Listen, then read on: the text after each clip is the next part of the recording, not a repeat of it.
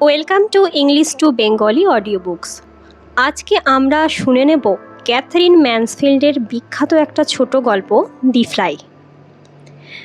তাহলে চলো আর দেরি না করে আমরা গল্পটা শুনে নিই।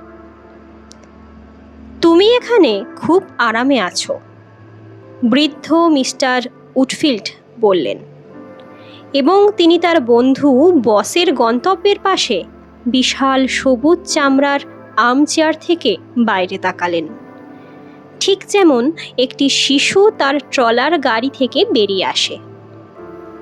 তার কথা শেষ হয়ে গেল, তার ছুটিরও সময় হয়ে গেল, কিন্তু তিনি যেতে চাননি।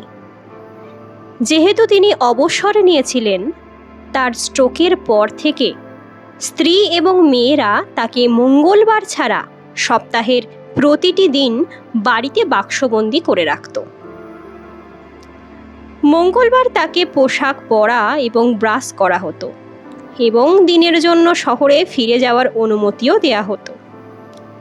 যদিও তিনি সেখানে যা করেছিলেন তার স্ত্রী এবং মেয়েরা কল্পনাও করতে পারেনি। তারা ভেবেছিল যে তার বন্ধুদের কাছে সে নিজেকে বিরক্ত করেছিল। আচ্ছা, হয়তো তাই। একইভাবে আমরা আমাদের শেষ আনন্দগুলোকে আঁকড়ে ধরে থাকি, যেমন গাছ তার শেষ পাতাগুলোকে আঁকড়ে ধরে থাকে। তাই বৃদ্ধ উডফিল্ড বসে সিগার টানছিলেন এবং প্রায় লোভের সাথে বসের দিকে তাকিয়েছিলেন, যিনি তার অফিসের চেয়ারে গড়াগড়ি দিচ্ছিলেন। মোটাসোটা, গোলাপি, তার থেকে 5 বছরের বড়, এবং এখনও বেশ শক্তিশালী। এখনও এই অফিসের হাল তিনি ধরে আছেন। তাকে দেখে তার ভালো লাগলো। বিষণ্ণভাবে প্রশংসার সাথে বৃদ্ধ কণ্ঠটি বলল, আমার কথায় এইখানটা আরামদায়ক। হ্যাঁ, এটা যথেষ্ট আরামদায়ক।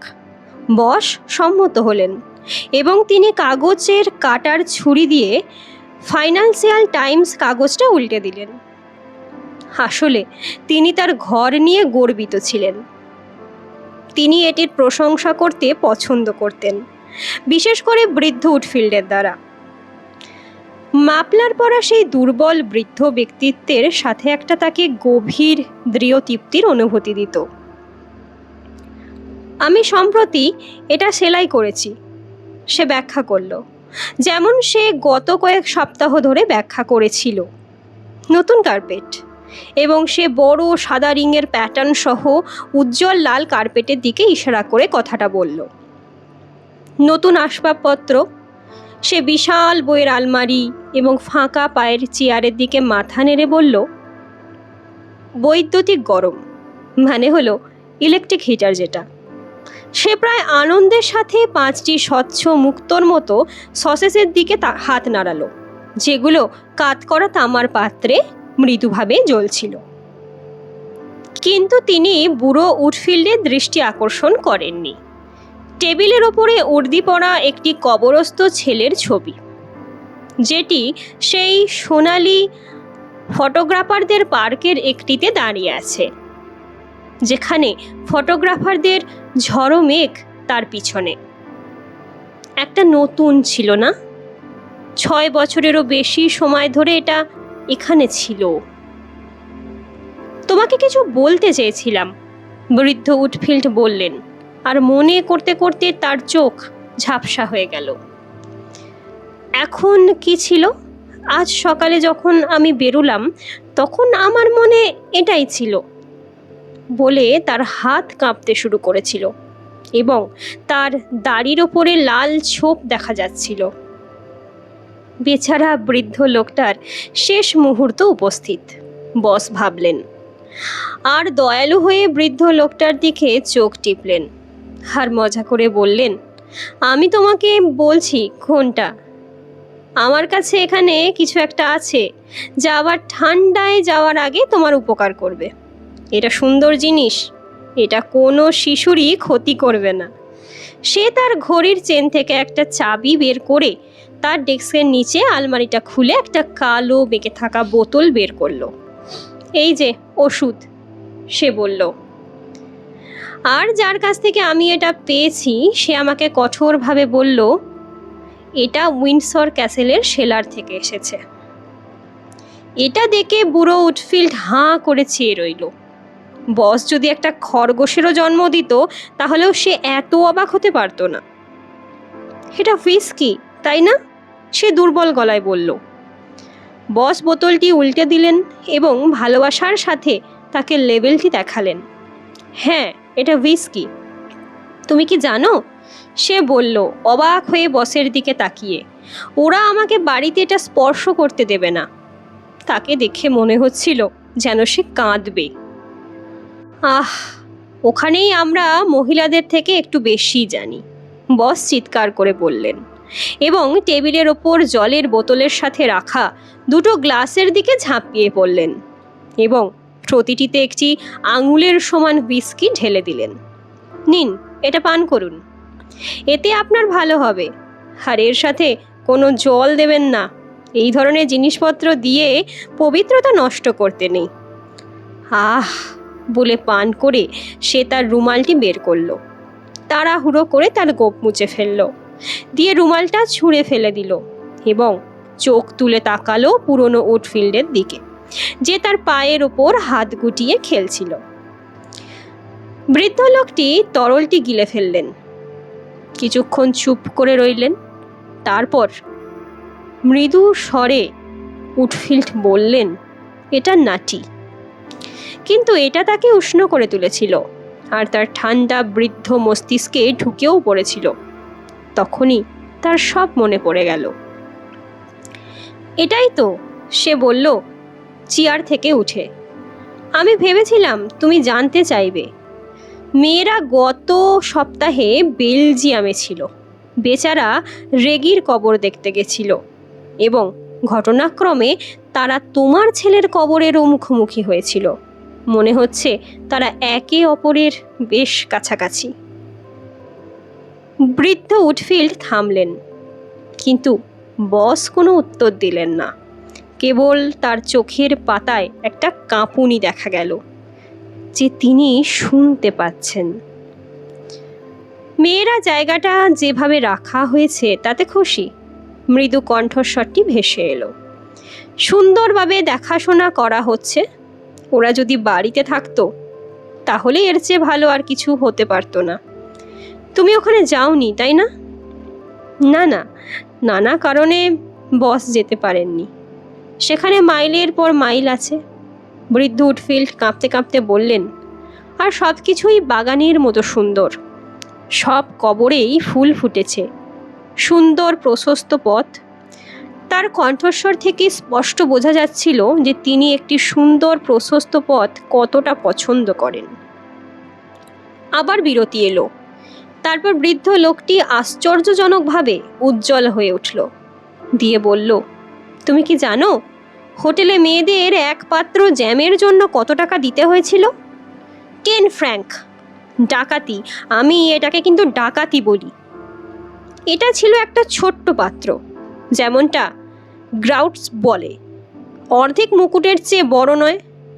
আর যখন তারা তাকে 10 ফ্র্যাঙ্ক দিতে বলল তখন সে 1 চামচের বেশি খায়নি।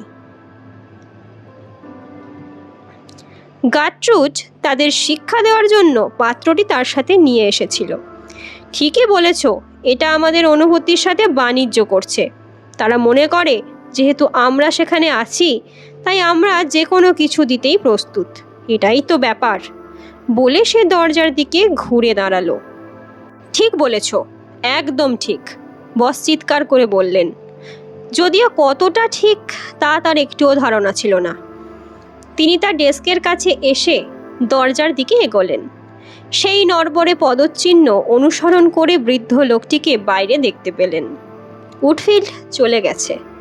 অনেকক্ষণ বস দাঁড়িয়ে রইলেন শূন্যে তাকিয়ে, আর ধূসর চুলের অফিসের বার্তাবাহক তাকে লক্ষ্য করে তার চেয়ার থেকে বেরিয়ে আসতে লাগলেন, যেন সে কুকুরের মতো দৌড়ে যাওয়ার আশা করে। তারপর আমি আধ ঘন্টা কারোর সাথে দেখা করতে পারবো না মেসি, বস বললেন। বুঝলে, কারোর সাথে না। খুব ভালো স্যার। দরজা বন্ধ হয়ে গেল। শক্ত ভারী ধাপগুলো উজ্জ্বল কার্পেটের ওপর দিয়ে আবার ভেসে উঠল। মোটা শরীরটা স্প্রিং চেয়ারে লুটিয়ে পড়ল, আর সামনে ঝুঁকে বস হাত দিয়ে মুখ ঢেকে ফেলল। সে চেয়েছিল একটু কাঁদতে। বৃদ্ধ উডফিল্ড যখন ছেলেটির কবর সম্পর্কে বললেন, তার মনে সাংঘাতিক ধাক্কা লেগেছিল। ঠিক যেন মাটি ফেটে গেল, এবং সে ছেলেটিকে সেখানে শুয়ে থাকতে দেখেছে, এবং উডফিল্ডের মেয়েরা তার দিকে তাকিয়ে আছে। কারণ এটা অদ্ভুত ছিল। যদিও 6 বছরেরও বেশি সময় কেটে গেছে, বস কখনো ছেলেটিকে অপরিবর্তিত অবস্থায় পড়ে থাকা আর তার পোশাক পরিহিত শরীরে চিরকালের জন্য ঘুমিয়ে থাকা ছাড়া আর কিছুই ভাবেননি। আমার ছেলে, বস আর্তনাদ করলেন, কিন্তু কখনো কোনো অশ্রু ঝরেনি। অতীতে ছেলেটির মৃত্যুর প্রথম মাসগুলিতে, এমনকি বছরগুলিতে, তাকে কেবল এই শব্দগুলি বলতে হতো যাতে শোক কাটিয়ে উঠতে পারে। তীব্র কান্নার কোনো ছোঁয়া তাকে স্বস্তি দিতে পারে না। তিনি যখন ঘোষণা করেছিলেন, তিনি সকলকে বলেছিলেন সময়ে কোনো পার্থক্য করতে পারে না। অন্যেরা হয়তো সুস্থ হতে পারে, তাদের ক্ষতি সহ্য করতে পারে, কিন্তু সে নয়। এটা কিভাবে সম্ভব? তার ছেলেটি একমাত্র ছেলে ছিল। তার জন্ম থেকেই বস তার জন্য এই ব্যবসা গড়ে তোলার কাজ করেছিলেন। ছেলেটি না থাকলে এর কোনো মূল্য ছিল না, জীবনের অন্য কোনো অর্থ ছিল না। ছেলেটি যখন তার জায়গায় পা রাখবে এবং যেখানে ছেড়েছিল সেখান থেকেই কাজ চালিয়ে যাবে, এই প্রতিশ্রুতি না দিয়ে সে কিভাবে এত বছর ধরে তার প্রমিস রাখবে? নিজেকে অস্বীকার করে চালিয়ে যেতে পারল? সে প্রতিশ্রুতি পূরণের খুব কাছাকাছি ছিল। ছেলেটি যুদ্ধের আগে 1 বছর ধরে অফিসে কাজ শিখছিল। প্রতিদিন সকালে তারা একসাথে রওনা হতো, তারা একই ট্রেনে ফিরে আসতো। আর ছেলেটির বাবা হিসেবে সে কত অভিনন্দন পেয়েছিল! অবাক হওয়ার কিছুই নেই, সে এটাকে সাধারণভাবেই গ্রহণ করেছিল। কর্মীদের কাছে তার জনপ্রিয়তার কথা বলতে গেলে বুড়ো মেসি পর্যন্ত সকলেই ছেলেটিকে যথেষ্ট পছন্দ করতে পারেনি, আর তাতে সে বিন্দুমাত্র ক্ষতিগ্রস্ত হয়নি। তার ছিল উজ্জ্বল স্বাভাবিক স্বভাব, সবার জন্য সঠিক শব্দ প্রয়োগ করত সে।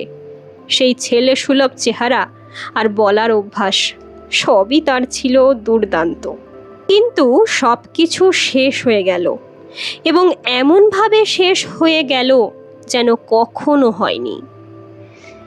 সেই দিনটি এসেছিল যখন মেসি তাকে সেই টেলিগ্রামটি দিয়েছিল, যার ফলে পুরো জায়গাটি যেন তার মাথায় ভেঙে পড়েছিল।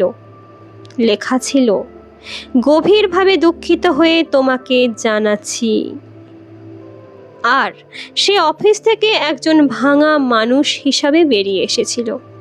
তার জীবন ধ্বংসের মুখে ছিল তখন। 6 বছর আগে, 6 বছর, কত দ্রুত সময় কেটে গেল। এটা হয়তো গতকালই ঘটেছিল। বস তার মুখ থেকে হাত সরিয়ে নিলেন। তিনি হতবাক। মনে হচ্ছিল তার মধ্যে কিছু একটা সমস্যা আছে। তিনি যেমনটা অনুভব করতে চেয়েছিলেন তেমনটা অনুভব করছিলেন না। তিনি উঠে ছেলেটির ছবিটা দেখার সিদ্ধান্ত নিলেন, কিন্তু এটি তার প্রিয় ছবি ছিল না। মুখের ভাব অস্বাভাবিক ছিল। এটা ছিল নিস্পৃহ ও রূঢ়। ছেলেটি কখনো এমন দেখতে ছিল না। সেই মুহূর্তে বস লক্ষ্য করলেন যে তার প্রশস্ত কালির পাত্রে একটি মাছি পড়ে গেছে, এবং দুর্বল কিন্তু মরিয়া হয়ে আবার লাফিয়ে বেরিয়ে আসার চেষ্টা করছে। সাহায্য করুন, সাহায্য করুন, সংগ্রামরত পা দুটো বলল। কিন্তু কালির পাত্রের পাশ ভেজা এবং পিচ্ছিল ছিল। এটি আবার পড়ে গেল এবং সাঁতার কাটতে শুরু করলো। বস একটি কলম তুলে নিলেন সেটা দিয়ে কালির পাত্র থেকে মাছিটি তুলে নিলেন এবং এটিকে ব্লটিং পেপারের টুকরোতে ঝাঁকিয়ে দিলেন। 1 সেকেন্ডের জন্য এটি তার চারপাশের অন্ধকার দাগের ওপর স্থির হয়ে পড়ে রইল। তারপর সামনের পাগুলো দোলালো, ধরে রাখলো এবং তার ছোট ভেজা শরীরটিকে ওপরে টেনে নিয়ে তার ডানা থেকে কালি পরিষ্কার করার বিশাল কাজ শুরু করলো। তারপর কিছুক্ষণ থেমে গেল। যখন মাছিটি তার পায়ের আঙুলের ডগায় দাঁড়িয়ে থাকার চেষ্টা করছিল, প্রথমে একটি ডানা প্রসারিত করল, তারপর অন্যটি। অবশেষে সে সফল হলো। তারপর বসে একটি ক্ষুদ্র বিড়ালের মতো তার মুখ পরিষ্কার করতে শুরু করলো। এখন কেউ কল্পনা করতে পারবে না যে সে ছোট সামনের পাগুলি একে অপরের সাথে হালকাভাবে আনন্দের সাথে খসছে। ভয়ঙ্কর বিপদ কেটে গেছে, সে পালিয়ে গেছে, আবার জীবনের জন্য সে প্রস্তুত। কিন্তু ঠিক তখনই বসের মাথায় একটা বুদ্ধি এলো। সে তার কলমটি আবার কালিতে ডুবিয়ে দিল, তার মোটা কবজিটি ব্লটিং পেপারের ওপর রাখলো, আর মাছিটি যখন তার ডানা নামানোর চেষ্টা করছিল তখন একটা বিশাল ভারী দাগ এসে পড়ল। এর ফলে কি হবে? ছোট্ট মাছিটি কি একেবারে ভীত, হতবাক এবং পরবর্তী ঘটনাটা ঘটতে পারে ভেবে নড়াচড়া করতে ভয় পেল? কিন্তু তারপর যেন যন্ত্রণাদায়কভাবে সে নিজেকে সামনের দিকে টেনে নিল। সামনের পা দুটো নাড়ল, ধরে ফেলল এবং এবার আরও ধীরে ধীরে কাজটি শুরু থেকেই শুরু হলো। সে একটা চালাক ছোট্ট শয়তান, বস ভাবলেন, আর মাছিটার সাহসের জন্য তিনি সত্যি প্রশংসা অনুভূত করলেন। জিনিসগুলো মোকাবিলা করার এটাই ছিল উপায়, এটাই ছিল সঠিক মনোবল। কখনো মরতে বলো না, এটা কেবল একটা প্রশ্ন ছিল। কিন্তু মাছিটা আবার তার শ্রমসাধ্য কাজ শেষ করে ফেলেছে।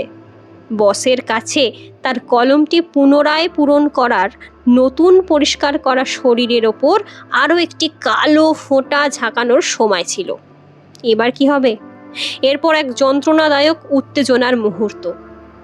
কিন্তু দেখো, সামনের পা আবারও দোলাচ্ছিল।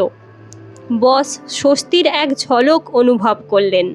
তিনি মাছিটার ওপর ঝুঁকে পড়লেন এবং কোমলভাবে বললেন, তুমি ছোট্ট ধূর্ত। এবং শুকানোর প্রক্রিয়ায় সাহায্য করার জন্য এটিতে শ্বাস নেওয়ার উজ্জ্বল ধারণা তার মধ্যে ছিল। তবুও এখন তার প্রচেষ্টায় কিছু ভয় এবং কিছু দুর্বলতা ছিল। বস সিদ্ধান্ত নিলেন যে এই সময়টি শেষ হওয়া উচিত। তখন তিনি কলমটি পাত্রের ভিতরে ডুবিয়ে দিলেন। শেষ দাগটা ভেজা ব্লটিং পেপারের ওপর পড়ল, আর টানাটানি করা মাছিটা তাতে শুয়ে রইল আর নড়ল না। পিছনের পা দুটো শরীরের সাথে আটকে গেল, সামনের পা দুটো দেখা যাচ্ছিল না। গল্পটা এখানেই শেষ হলো। আর গল্পটা তোমাদের কেমন লাগলো সেটা কিন্তু জানাতে ভুলবে না। তাহলে আবার অন্য ভিডিওতে অন্য কোনো গল্পের সন্ধানে আমরা আসবো। ভালো থেকো, সুস্থ থেকো।